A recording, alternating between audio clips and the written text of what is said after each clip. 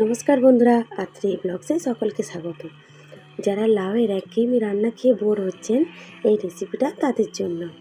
আজ বানাবো লাউয়ের পায়েস। তো চলুন প্রথম থেকে শেষ পর্যন্ত ভিডিওটি দেখে নিয়ে যাক। প্রথমে লাউটির ভালোভাবে খোসা ছাড়িয়ে টুকরো করে কেটে জলে ভিজিয়ে রাখতে হবে।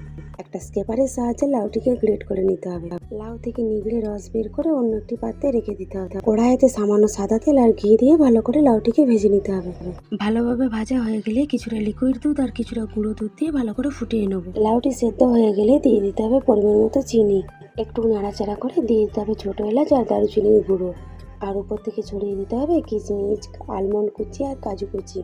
তো রেডি আমাদের লাউয়ের পায়েস। তো বন্ধুরা, এই পায়েসটা যদি আপনারা কিছুক্ষণ ফ্রিজে রেখে ঠান্ডা করে খান, তাহলে এর স্বাদ আরও দ্বিগুণ বেড়ে যাবে।